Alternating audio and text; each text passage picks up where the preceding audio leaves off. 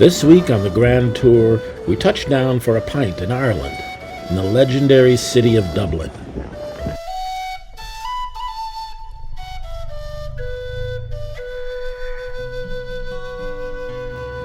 Like most old cities, a river is its lifeblood. Here it's the River Liffey, which flows from the high bogs of Capur out to the Irish Sea to the east and to the world beyond. On a misty day like this, a beaker of the homebrew IPA of the Banker's Bar goes nicely with a steaming bowl of bangers and mash, for a perfect welcome after a long flight. Banking has been a part of the Irish economy since the 18th century, and for a time, pubs functioned as banks as well. Many of the historic buildings in the city centre were created as banks. Dublin is a complex place with a complex mood, as many a great Irish writer has recorded over time. Brendan Behan wrote, "Dublin is a city where there's familiarity without friendship, loneliness without solitude."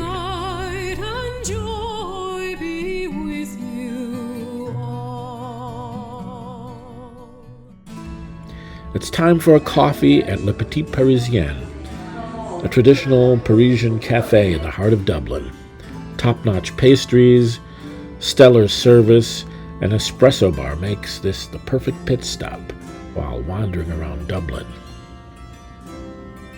My hotel is The Nest, a converted theater that now features state-of-the-art design and interface, a little oasis of modernity amidst this living museum of a city. I'm here in Dublin at the Wren, which is a low-carbon footprint hotel, a new concept. As you can see, it's pretty modern, full of interesting details. We're net carbon zero, which means that we're the first hotel in Ireland to be fully sustainable, which means that you staying in the hotel means nothing to the environment. You're not impacting the environment in any way staying with us. And now I'm having the breakfast, which is a self-serve buffet. Bon appetit.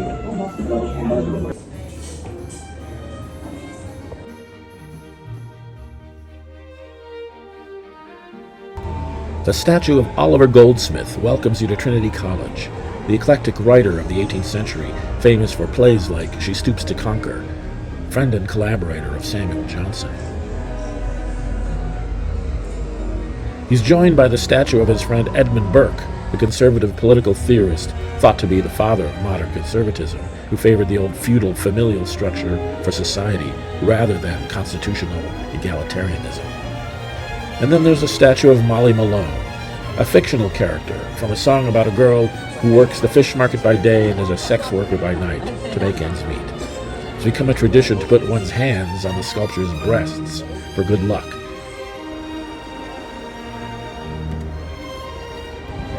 Trinity College was founded in 1592, having received their charter from Queen Elizabeth I. It remains a beacon of learning in the Western world and takes in a student base from all over the world, more than 70 countries. This is Ireland's Trinity College, where the Book of Kells is kept. The Book of Kells is a richly illustrated and illuminated manuscript of the 4 New Testament Gospels. It was created in a monastery in either Ireland or Scotland in the 800s, and it's an extravaganza of Celtic knotwork and animal symbolism, the height of the art form in the Middle Ages.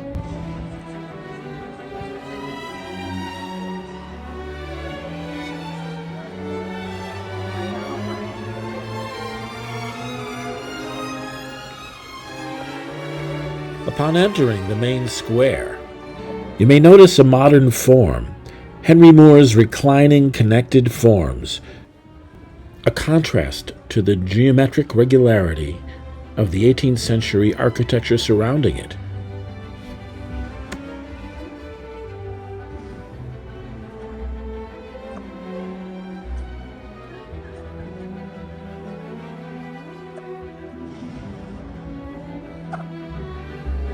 The signs are bilingual for those of us that are not up on our Gaelic, and of course, as many institutions go, we exit through the gift shop.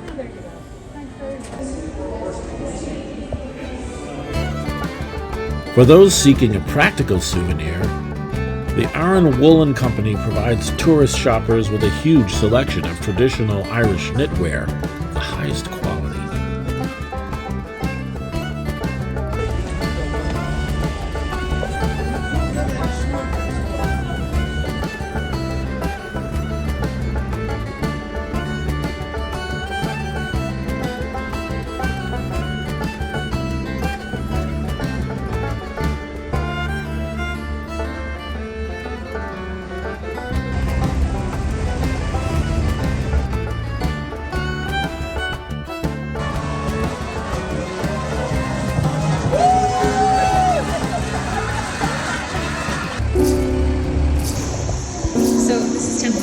Studios. We are the largest government-subsidized studio complex in the Dublin area. We have 30 artist studios just above us working away.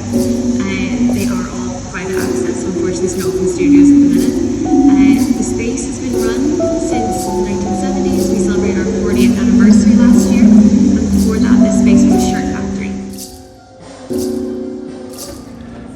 Also in the Temple Bar neighborhood is the Library Project,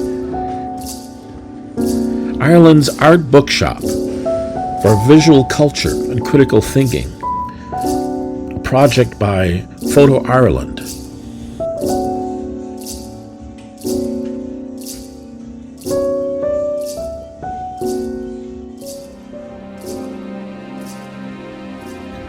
There's also the Irish Film Institute,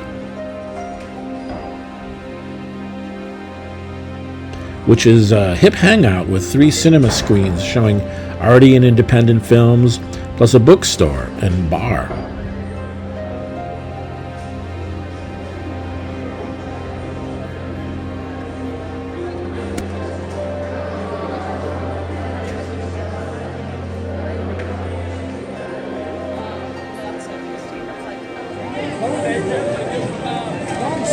Wander around the Temple Bar neighborhood and you'll be sure to catch some live original Irish music wafting out into the street from all the pubs.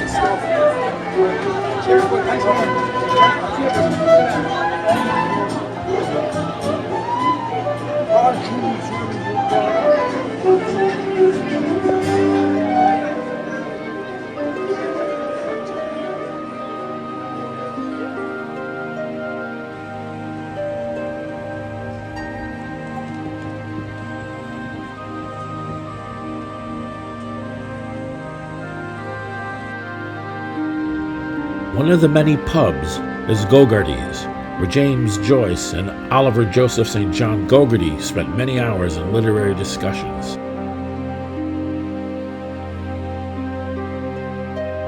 As is commemorated in this sculpture.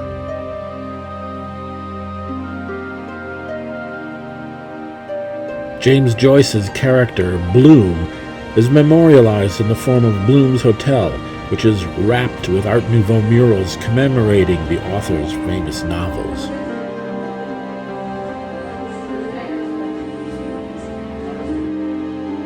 I'm settling into this cafe and gathering my thoughts on this drizzly afternoon, and I must say, really enjoying this apple tart and coffee. I'll think back on the rich layers of experiences and history of the past few days, and after this little taste, I'll be sure to be back.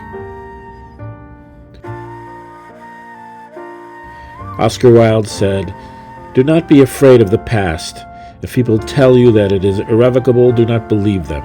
The past, the present, and the future are but one moment in the sight of God, in whose sight we should try to live. Time and space, succession and extension, we are merely accidental conditions of thought. The imagination can transcend them." And then Joyce wrote, "When I die, Dublin will be written in my heart."